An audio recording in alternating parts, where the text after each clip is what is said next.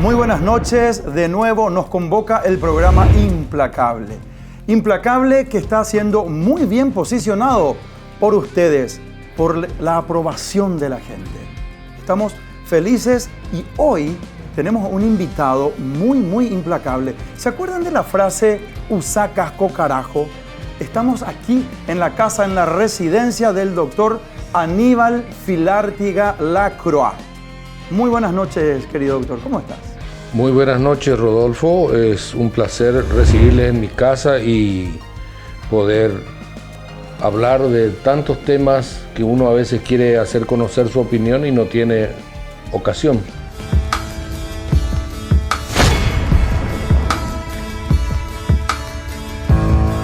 Profesor Dr. Aníbal Filártiga, casado con Hilda Lamar Gorostiaga, tiene 4 hijos: Alejandra, María del Mar, Santiago y Martín. Reconocido médico cirujano con una carrera profesional y de servicio desde sus inicios, destacándose por su implacable integridad y calidad humana. Concluyó la carrera de medicina en el año 1972, distinguiéndose en su formación profesional a nivel nacional e internacional. Incursionó en la carrera diplomática, cumplió funciones en La Habana, Cuba, y luego se trasladó a Francia en carácter de embajador. Fue decano de la Facultad de Medicina de la Universidad Nacional de Asunción. Prestó servicio durante 20 años en la Cruz Roja Paraguaya. Presidente del Consejo del IPS y durante 6 años, director del Hospital del Trauma.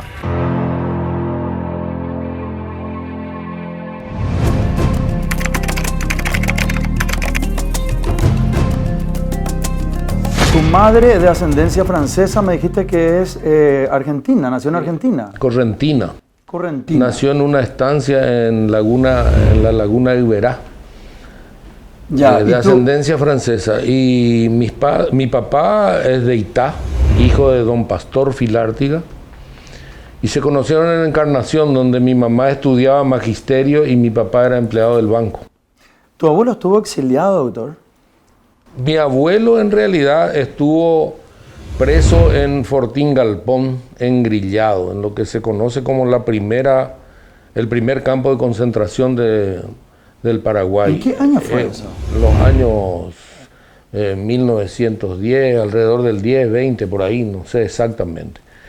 Y después fue perseguido muchas veces políticamente porque él era un caudillo colorado. Y mi padre tuvo que, como muchos paraguayos, en la época de la Revolución, fue a Posadas y ahí nacimos los 3 varones.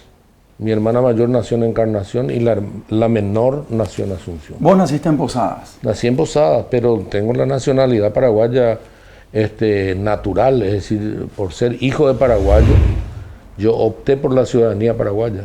Yo puedo tener cualquier cargo como cualquier paraguayo.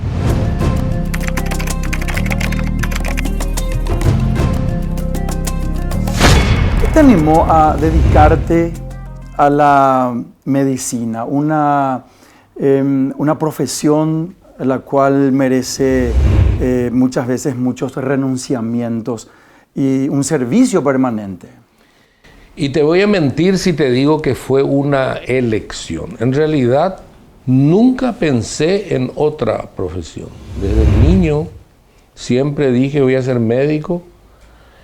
Y realmente por motivos económicos, porque mis padres nunca fueron ricos, eso estuvo en riesgo, a lo mejor no iba a poder estudiar medicina, porque es una carrera, tendría que ser más útil y trabajar en vez de estar estudiando, etc. Pero pude hacerlo, gracias a Dios, logré esa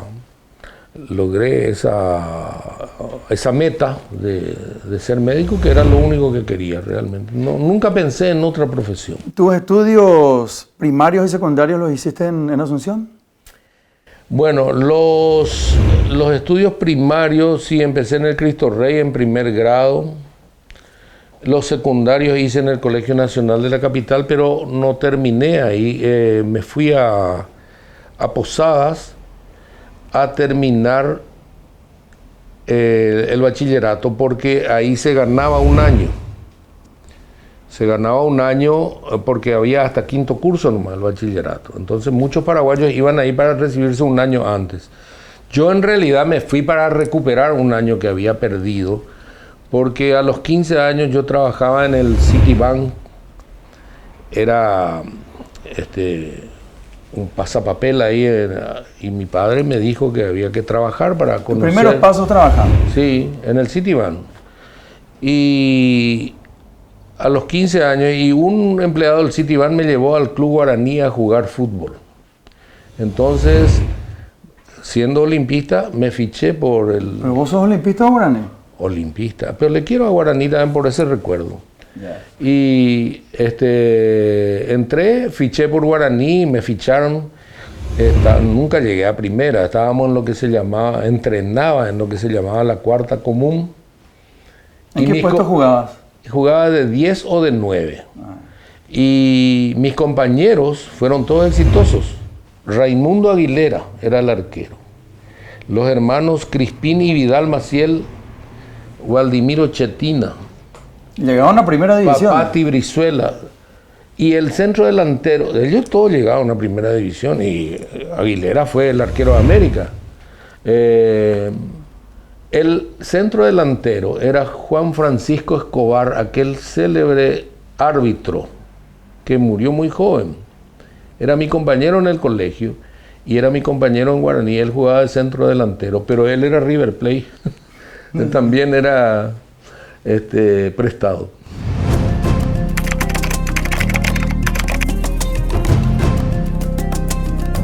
¿Dónde la conociste a tu esposa?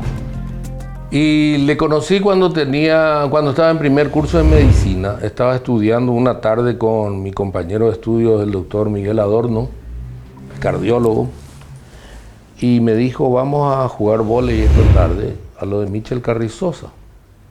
Y nos fuimos a jugar ahí, y le conocí y quedé flechado.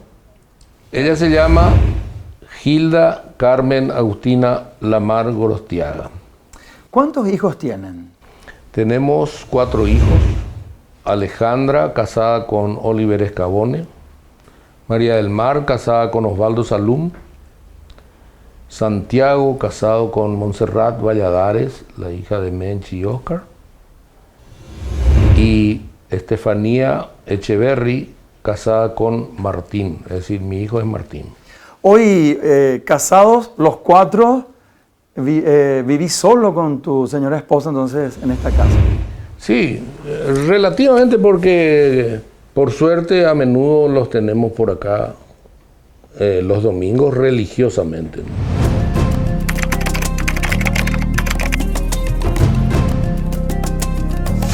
¿Cuál es un hobby que tenés? Aparte, sé que sos una persona muy trabajadora, permanentemente estás al servicio en tu trabajo, pero ¿cuál es un hobby que tenés? ¿El deporte, la música? ¿Algún hobby o algo que te gusta hacer, que te distrae? Y actualmente, porque eso va cambiando un poco con los años, con la edad también, por una serie de factores, algunos físicos y otros mentales, ¿no? Dejan de gustarte algunas cosas, te gustan otras.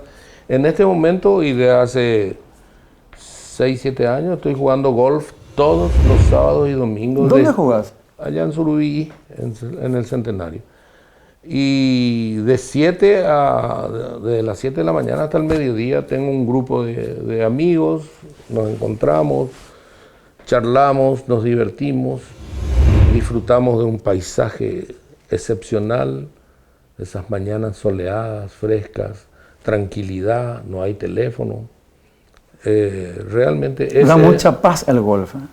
Da mucha paz, bueno, depende, si estás jugando muy mal, lo único que no tenés es paz porque te querés... ¿Quiénes son tus compañeros de juego? Bueno, y juego con Atilio Galiardone,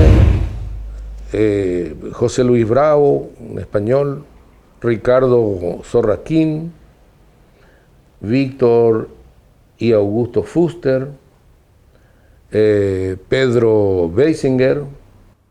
¿Hay una forma de medir la cualidad del mejor o el peor jugador del golf? Es por los golpes, ¿verdad? Por el handicap. Por el handicap. El handicap. ¿Y cuál es tu handicap? No, yo estoy... ni quiero contar el handicap que tengo.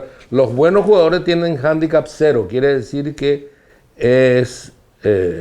ellos en el menor número de golpes hacen toda la cancha. Hay buenos jugadores en Paraguay. Hay muy buenos jugadores. ¿Quiénes, por ejemplo, que conoces? Bueno, yo no me dedico mucho porque a mí no me interesa tanto ir a competir, al punto que ni siquiera me anoto a los torneos, porque no me gusta competir. Yo me voy para divertirme y relajarme un poco.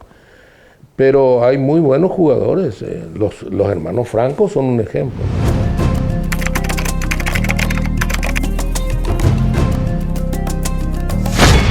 Hablando de la época que fuiste director del Hospital del Trauma, ¿qué te dice la frase "usa casco carajo"? ¿Por qué pusiste esa frase y cuál fue, o sea, qué fue lo que te animó a hacer eso? Y es sencillo, y a menudo me preguntan. Resulta que 17.000 accidentados por año hay, de los cuales 13 o 14.000 son de moto. Y de ellos, otra vez, 2.500 son traumatismos cráneoencefálicos. Y el 80% de las muertes son por no tener casco. O sea, en el momento del accidente, 80% de los muertos no tenían casco. Y eso te trabaja y te llega cada 10 minutos un tipo con el cráneo destrozado. Y se habla del tema y se le dice a los familiares y parece que no le entra a nadie. Al día siguiente hay otro que es pariente de ese y te llega, es decir, una indolencia total para tomar con seriedad eso que es una cuestión vital, porque los números no mienten. Claro. Si hay 14.000 accidentes de moto, si hay 80% de muertes por no tener casco. Ponete casco carajo. Bueno, entonces una noche estaba acá y me quedé insomne, porque a veces me ocurría eso, me ocurre luego. Y empecé a pensar qué podíamos hacer. Era cerca de Navidad y dije, voy a hacer un arbolito de Navidad y voy a poner usa casco. Hasta ahí nomás fue la idea. Me fui y me reuní con mis directores y todo y le dije, vamos a hacer esto. Teníamos una media sombra azul, teníamos unos cables, teníamos foco, teníamos barra de hierro, o sea, que no compramos nada. Y le dije, las letras es lo que vamos a mandar a hacer para que sea algo estético. ¿Y qué vamos a poner? Y usa casco carajo. No, profe, se volvieron todos locos, no podés poner eso, es una institución oficial, vos sos el director, no, así va a ser, usa casco carajo. Y bueno, aceptaron a regañadientes y ese fin de semana reventamos las redes, pero reventamos. Fuimos primera plana en todos los diarios, todo el mundo me llamaba y me felicitaba. Hubo unos cuantos que se hicieron los modositos y que se sintieron ofendidos por el uso de una palabra así, pero y me preguntaban por qué puse. Por dos motivos. Uno, porque es necesario decir algo chocante para que la gente te atienda. Si yo ponía, usa casco, por favor, nadie iba a recordar siquiera ese arbolito. Uno. Y dos, para que se note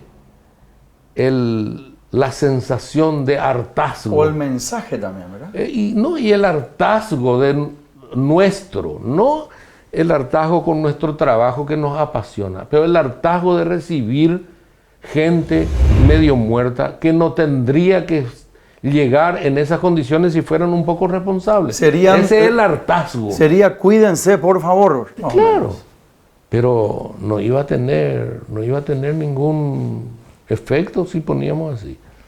Al paraguayo le gusta cuando se transgrede algo. Ahí tenés Payo Cuba. Independientemente de que uno esté de acuerdo o no con él, o con lo que hace, o con lo que logra, lo que quieras. ¿Por qué se habla de él? Porque transgrede. Y lamentablemente en nuestro país hay que ser así. Hay que transgredir para que te den pelota, si no nadie te escucha.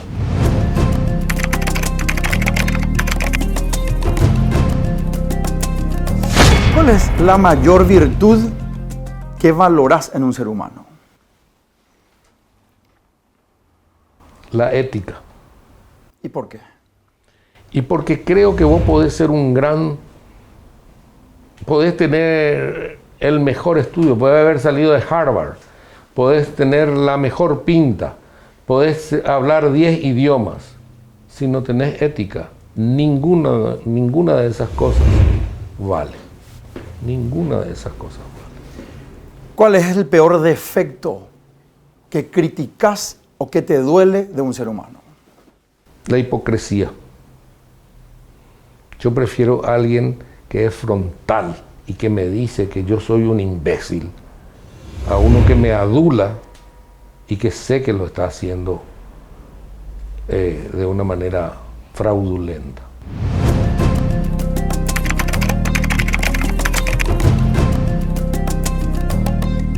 Fuiste presidente del Consejo del Instituto de Previsión Social. Sin embargo, estuviste pocos días y renunciaste. ¿Qué fue lo que pasó?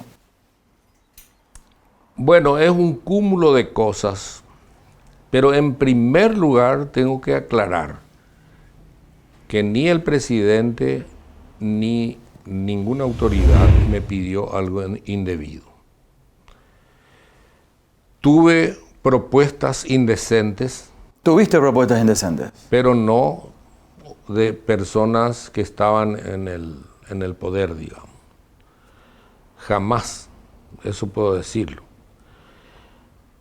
Una cuestión que vino del entorno presidencial, que fue que destituya a un médico, a quien yo conocía como un excelente profesional. ¿Se puede saber el nombre? Vicente Ruiz Pérez, era el gerente de Previsión Social, gerente médico, que del entorno presidencial, no del presidente. ¿Se puede saber de quién del entorno? No sé bien, porque nunca se hicieron responsables. Vinieron unas carpetas que quisieron que se las meta contra un concurso cuando era Roy el presidente todavía.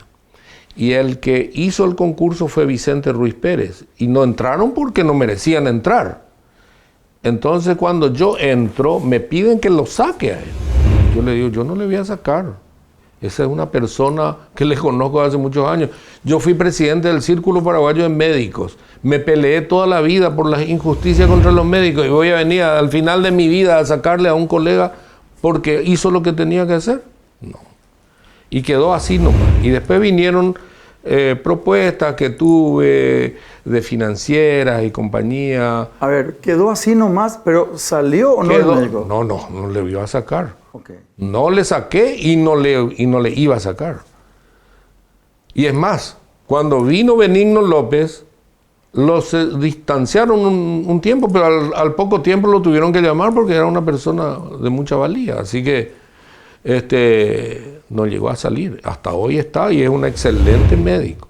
Esa es una de las razones. Las otras razones fueron estos ofrecimientos dudosos de ciertos entes privados. ¿Se puede saber quién? No, porque tampoco yo no supe. Vino una persona a ofrecerme una participación muy alta en dólares. ¿Cuánto? $100.000 mensuales.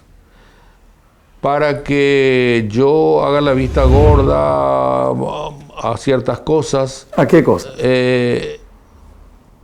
Según él, vino en nombre de financieras, de un lobby de financieras y bancos, que yo no sé ni voy a saber cuál ni cuáles fueron. ¿Se identificó él? ¿Le pediste una tarjeta? Él se identificó, me dejó una tarjeta, pero cuando yo llamé, esa tarjeta no existía. O sea que era un hombre que vino a ver un globo sonda. Vino a ver qué tal iba a ser la receptividad. $100.000 mensuales, ¿a cambio de qué? A cambio de que no cambie las tasas de interés ni los plazos de los créditos. O sea, que dejes depositado el dinero en tales o cuales... 80% de los entes financieros, bancos y financieras del Paraguay tienen dinero del IPS. Tienen dinero del IPS. Así maneja que si mucho viene, caudal el IPS. 1.500 millones de dólares tiene. Y si viene un presidente que se hace el Argel y cambia o retira todos los créditos, el sistema financiero se va al mazo. Ese dinero no está a plazo fijo, está a la vista entonces. Se puede retirar indiscriminadamente cuando uno lo desee. Ah, no, esas cosas yo ya no sé. Yo no sé. Sé que el banco tiene, el Instituto de Previsión Social tiene 1.500 millones de dólares, pero que pertenecen a la parte de jubilación. Y la parte de salud es que está deficiente, por eso es que habría que cambiar la ley orgánica del IPS, que es de 1956. Estuviste como director en el Hospital del Trauma, fuiste a IPS y posteriormente volviste le pedí al presidente. Porque cuando me volvieron a pedir del entorno presidencial que le saque a este doctor, yo les dije, bueno, no le voy a sacar, busquen otro presidente. ¿Y te retiraste? Y me retiré. Pero no estaba cómodo, porque no tiene que ser un médico el presidente del IPS. El presidente del IPS tiene que ser una persona entrenada en finanzas, que domine los números. Ese no es un ente de salud, ese es un ente financiero, el mayor ente financiero de la República.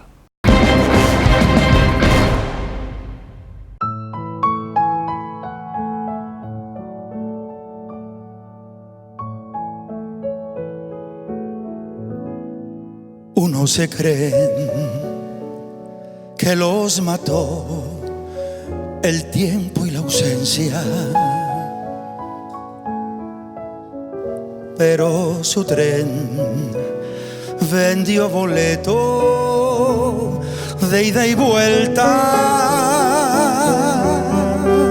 Son aquellas pequeñas cosas que nos dejó un tiempo de rosas en un rincón, en un papel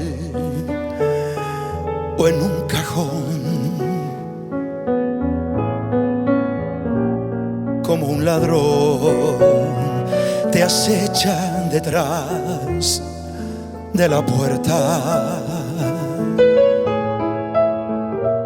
Te tienen tan a su merced como hojas muertas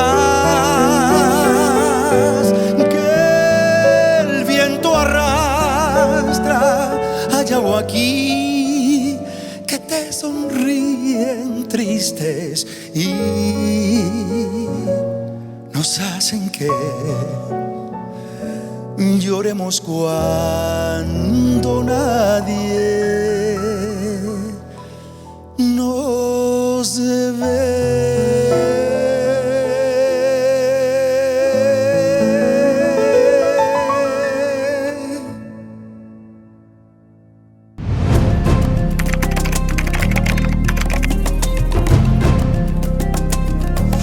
El actual ministro de Salud, el doctor Julio Mazzoleni.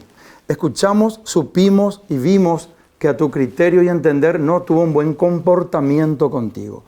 ¿Qué opinión te merece el doctor Mazzoleni, actual ministro de Salud?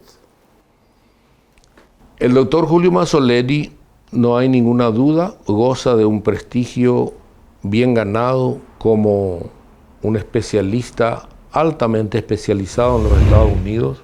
Es un referente en la especialidad que él tiene. Siempre creí que es una buena persona. Fue nombrado, yo creo, más que nada no por sus méritos en la medicina, que los tiene, pero sobre todo yo creo por la amistad con el presidente.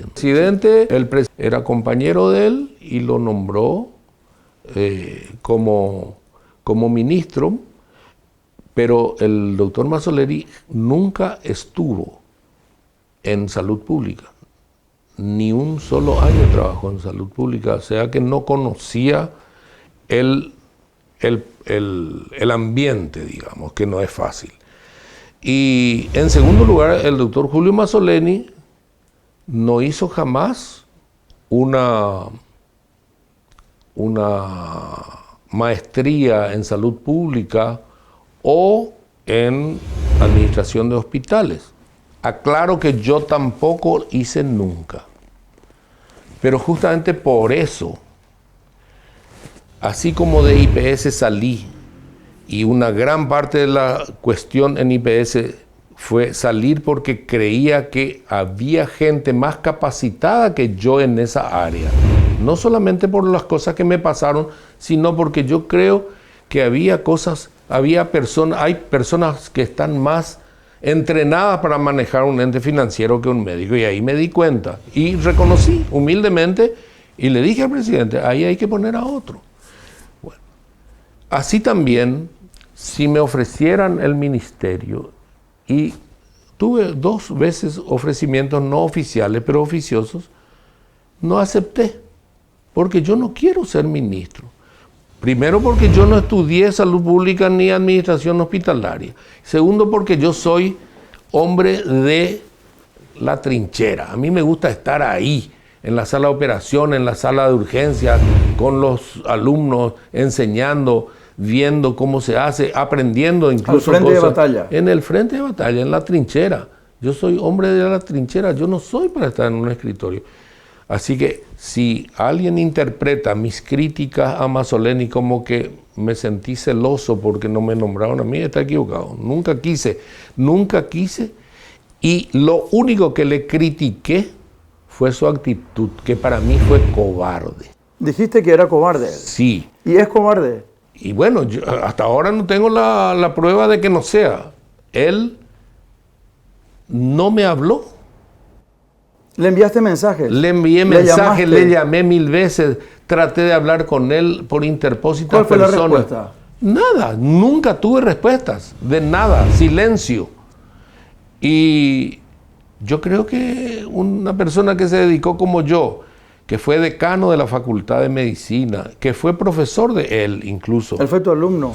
Nunca hubo ningún inconveniente siendo tu alumno y vos el profesor. Que yo me acuerde, ¿no? Creo que no fue luego mucho tiempo mi alumno, porque yo estaba volviendo de Francia y creo que el último año o algo así nomás ya le rocé, digamos. No me acuerdo bien, pero tenía la impresión y el recuerdo de una buena persona muy educada.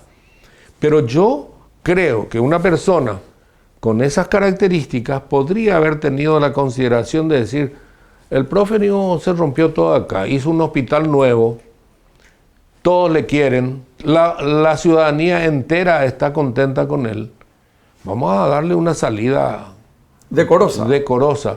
Y no me llamó. 20 minutos antes. ¿No te llamó ni te atendió? 20 minutos antes del día 22 de agosto, que yo cumplía 6 años en el hospital de trauma, me llamaron aquí el jefe de recursos humanos a decirme que el ministro acababa de firmar una resolución cambiándome 20 minutos antes y que a las 5 de la tarde iba a hacer la entrega al nuevo director. Y eso no se hace. A mí, yo no me muero por un cargo. Y estoy contento, estoy agradecido de haber tenido la oportunidad de hacer algo por mis compatriotas y creo que lo hice y me reconocen donde voy. Ese es mi gran tesoro. Yo estoy agradecido por haber, pero tampoco me aferraba a ni un cargo porque nadie es eterno. Así como entrar, tenés que salir. Pero lo que yo reclamo es un mínimo de decencia, un mínimo de hombría para que te digan, profe, andate a tu casa. Le voy a poner a otro. Estuvieron buscando durante meses un reemplazante para ver quién podía ser.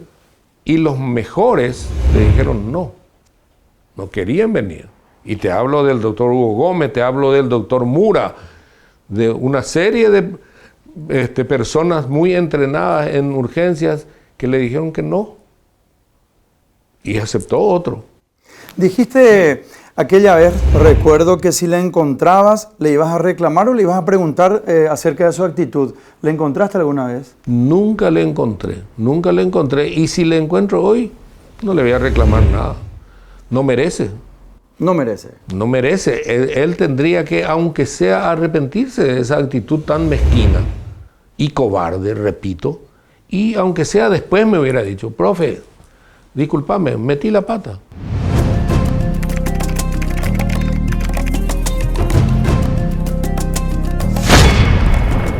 ¿Hace cuántos años estás casado? Me casé en el 73. 46. Voy a cumplir 46 años. Si te pido la definición de mujer, ¿qué me respondes? ¿Qué es la mujer para vos? La mujer, el núcleo insoslayable de la familia y la sociedad. Sin ella no existe nada. ¿Qué hiciste en tu vida que no lo volverías a hacer? Ay, yo creo que muchas cosas han de haber. Yo creo que trataría de no tener rencores y eso me haría más feliz. Pero no sé si es posible. ¿Cómo te ves de aquí a 10 años adelante? Muerto. ¿Por qué? Si sos No joven, sé. doctor. No, tengo 70 años. Tengo 70 años, los llevo bien, estoy sano. Sigo operando, esta mañana estuve operando. Pero no sé. Da la impresión de que hay un momento en que uno entra en una sala de espera, ya, una sala de embarque. Y empiezan a salir ya tus compañeros, tus amigos, empiezan a ir y bueno, te sentí un poco en esa situación. Pero hay que disfrutar. Y en este momento tengo más tiempo que antes, me voy, hago pilates, hago musculación entre semana y estoy en algunos proyectos interesantes. Tenés un campo también. Solés ir a tu campo, ¿dónde queda? Y tengo entendido que uno de tus hijos está al frente de ese emprendimiento. Ese es un campo de 1.500 hectáreas, es chico para lo que es el Chaco, pero es lo que podía comprar cuando tuve la oportunidad. Y desarrollamos, me voy 2 o 3 veces al año. El que se encarga de eso es Martín, mi hijo, ingeniero agrónomo. Y las cosas andan bien, lo que reditúa no es enorme, pero es un seguro, es una especie de jubilación. En una etapa de tu vida fuiste embajador también. ¿En qué año fuiste embajador? Tengo entendido que estuviste en París. Fui embajador en París del 89 al 93, 4 años. Durante el gobierno de Rodríguez. Cuando cambió el gobierno, trataron de cambiar a los embajadores que estaban muy identificados con el estronismo. Entonces le mandaron a Zapena, que era arquitecto, a España, a mí a París, a Escabone, que era químico farmacéutico, a Italia. A Peirá, arquitecto, se fue a Austria. A Anthony Espinosa, que era un empresario, le mandaron a Londres. Y así se trató de cambiar un poco la imagen del país.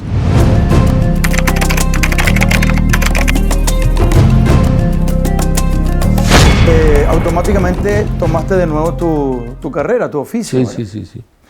¿Cuál es tu especialidad en la medicina?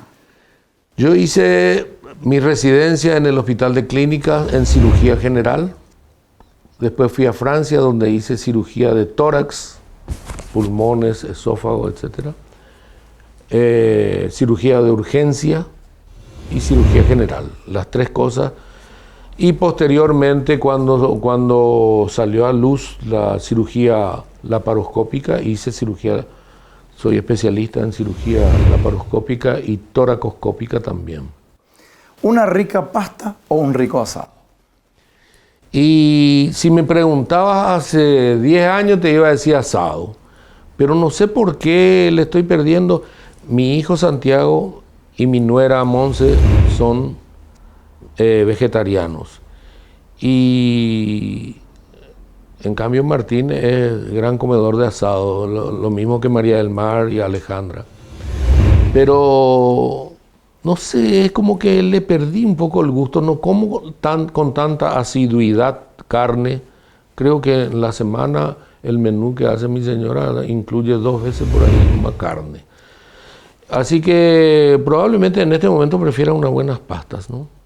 ¿La nieve o la playa? La playa. La nieve es muy linda, pero no se disfruta por el frío. En cambio, en el calor disfrutas más cosas. ¿Un rico vino o un buen whisky? Los dos. Depende de la ocasión. Para comer, indudablemente, acompañar una buena comida, un buen vino, ¿no? Un buen vino. Pero me gusta, yo todas las tardecitas generalmente tomo un whisky, un vaso de whisky. ¿Rubia o morena?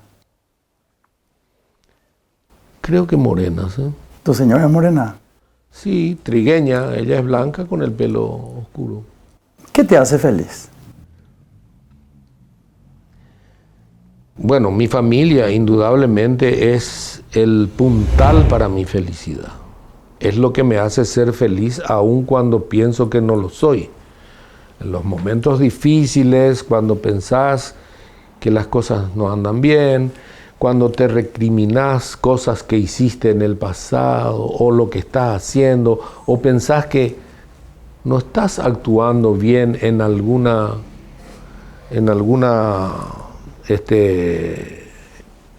ocasión, en esos momentos la familia es la que te impulsa y decís, pucha, mi señora es extraordinaria, mis hijos son maravillosos los 4, ninguno es un haragán, ninguno es un drogadicto, trabajadores todos. Entonces eso te da la pauta de que eso es la felicidad. Ahora, si me preguntás a mí si siempre fui feliz, y la verdad es que yo siempre fui un melancólico. Hay gente que sabe mejor vivir la felicidad.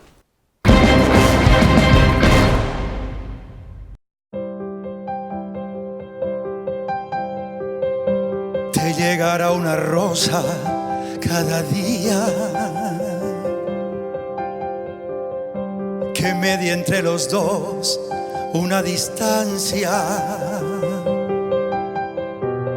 y será tu silente compañía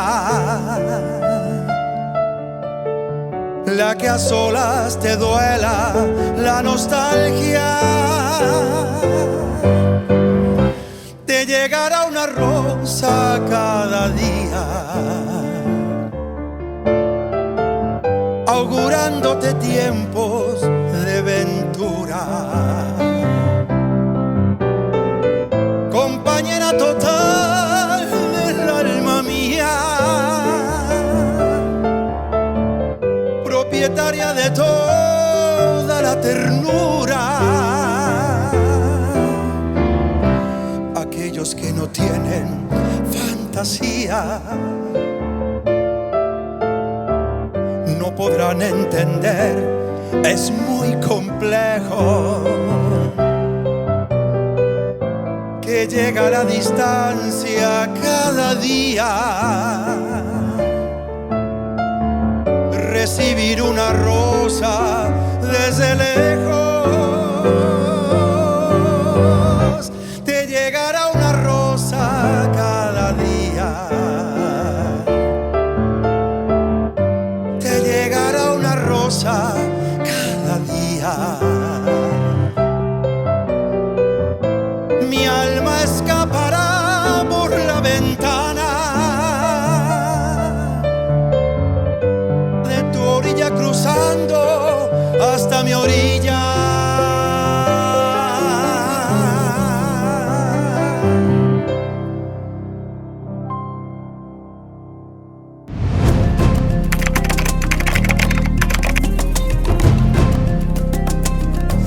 ¿Crees en Dios? Yo fui de la Acción Católica, fui del Opus Dei y siempre creí en Dios. Hasta hace 10 años rezaba al acostarme. Pero desde que fui a Francia y viví allá, la influencia de mis amigos, de la sociedad misma excesivamente laica, me fue cambiando un poco el chip, y en los últimos 10 años llegué a la conclusión de que soy agnóstico. No tengo forma de probar que existe Dios, tampoco tengo forma de probar que no existe. Y me parece ahí se habla que de la fe. Bueno, es lo que mi señora, mi señora tiene una fe que es marmórea, no hay un tirí en su fe. Ella lee todos los días la Biblia tempranito cuando nos levantamos, tiene grupos de Biblia, ella tiene una fe marmórea. Y me dice eso, tenés que trabajar tu fe. Y yo creo que la fe es como el enamoramiento, es algo que no planeas, algo que te viene y bueno, pero no es que decir yo tengo que tener fe. No se compra en la esquina un kilo de fe. Y no se puede trabajar lo que no tenés. Y yo siento, a través de mi experiencia como médico, y que he visto tantas cosas injustas, tantas muertes injustas, tantos niños, y ves otros desgraciados que tienen una salud de hierro y ni se resfrían. Quizás eso también te pudo haber hecho perder la creencia en Dios. Y claro, esa es lo que te digo, veo tanta injusticia, entonces llega un momento que decir, ¿pero qué es esto? ¿Por qué creer en alguien invisible, mágico, que está allá entre las nubes, no sé dónde está, y que es el responsable de todo lo bueno, todo lo malo? Es absurdo, ya somos grandes para pensar así y responsabilizarle a los otros de nuestros actos. De manera que a mí me cuesta, y si es todopoderoso, si es nuestro Padre todopoderoso y es bondadoso, ¿por qué si es todopoderoso permite que ocurran las cosas mal? Si Él es todopoderoso. Y ahí mi señora me dice, y el padre Montero, con quien hablo mucho, porque es muy amigo mío, el libre albedrío. Pero bueno, entonces, el libre albedrío, si yo soy todopoderoso, y un día se me ocurre y hago muñecos, y son los hombres, los habitantes de la tierra, yo los hice. Yo le puse 2 litros de... Pero justamente le das el libre albedrío y ellos deciden con sus actos hacer el bien o el mal. Te voy a decir una cosa, depende si están en condiciones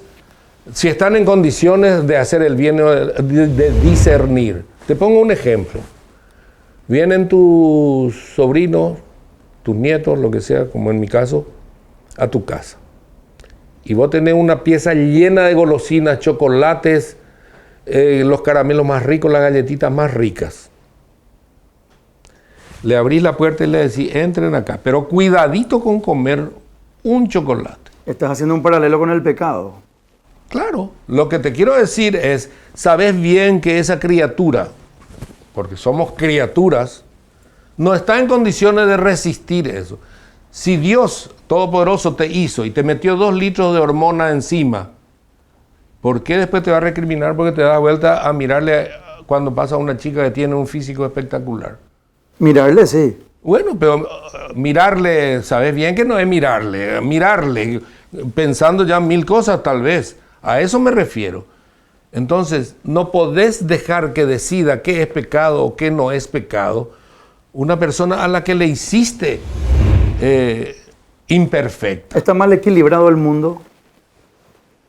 Y sí, está lleno de injusticias y es lamentable, pero lo que sufrimos nosotros con los españoles, que vinieron a arrasar con todo acá, sobre pretexto de que venían a darnos, a mejorar nuestra vida y a colonizarnos y a enseñarnos la fe, etc. Pero ¿quién le pidió?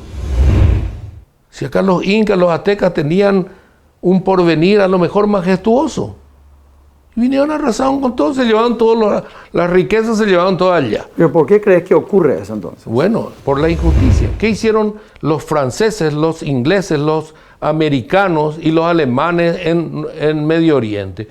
Cuadricularon y dijeron, este para mí, este para vos, y ahora el bochinche que tienen, le sacaron todo el petróleo, se hicieron socios de los petroleros. ¿Qué hicieron en África? Se fueron a traer hasta príncipes y reyes como esclavos a los Estados Unidos o a América, al Brasil. Esas injusticias algún día tendrán que reconocer las grandes naciones y ahora se enojan porque esas personas a las que vejaron durante siglos están queriendo irse a vivir a sus países. ¿Por qué no le dieron riqueza y bienestar en sus lugares de trabajo? En sus lugares. Arrasaron con África, arrasaron con América, arrasaron con el Medio Oriente y son las mismas naciones, los todopoderosos.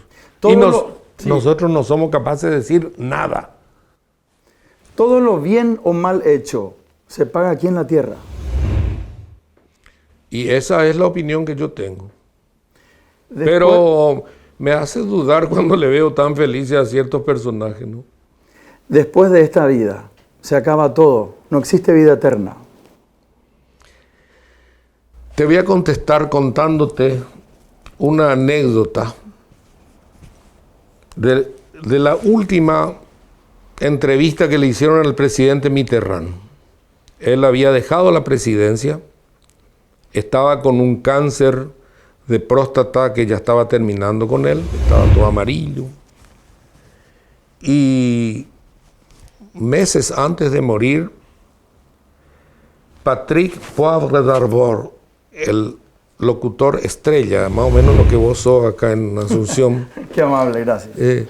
Le invita para una entrevista.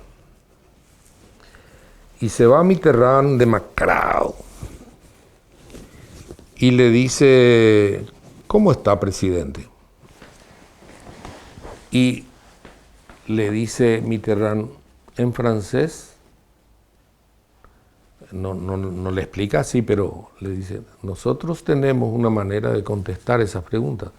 Ça va, que es, ¿qué tal? Y ça va, andamos, la contestación. Así que le contesto, ça va, andamos. Y le dice, pero usted sabe que usted está muy grave, que es probablemente el tiempo final. Dígame, presidente, le dice, siendo que usted es consciente de que está muy mal, de que está enfermo, grave, que está en sus últimos tiempos, ¿qué es lo que le queda en el tintero? ¿Qué es lo que hubiera querido hacer y no hizo? ¿Qué es lo que le gustaría hacer y no hizo? Habiendo sido usted uno de los hombres más poderosos, porque presidente de una de las 7 naciones más poderosas del planeta, algo tendrá que quedó en el tintero. Y Mitterrand piensa así un rato y le dice, sí, la gran duda, le dice, la gran duda, le dice Poivre d'Arvor, sí, la gran duda, saber si él existe, le dice. Y Patrick Poivre d'Arvor queda estupefacto y le dice, pero presidente, usted fue toda la vida un ateo, toda la vida ha rechazado las relaciones con la iglesia y todo lo que signifique una deidad. ¿Cómo puede decirme ahora eso? Y le digo más, le dice, suponga que usted muere mañana, le dice Patrick, y se encuentra con él, le dice. ¿Qué espera que le diga? Y le dice Mitterrand, espero que me diga, al fin lo sabes, y que agregue, bienvenido. Y esa es la sensación que tenemos todos los hombres. Yo no creo, en este momento, por una serie de cosas, no es una postura cursi la mía, no es, sino que digo, pero ¿por qué tiene que haber un Dios misterioso, invisible, todopoderoso, al que le culpamos de todo y al que le pedimos todo? No es para una persona madura pensar así.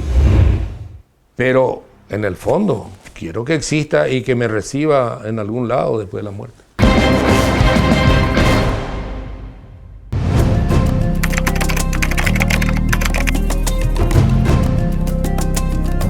Por último, si tenés 3 minutos de vida, después se acaba todo. Sabrás después si te recibe o no te recibe, pero te quedan 3 minutos en este viaje pasajero que se llama vida. Y te enterás ahora, ¿qué haces? Le reúno a mi señora y mis hijos, le digo que les quiero mucho y que nunca les traicioné. Gracias por esta entrevista, doctor. Gracias.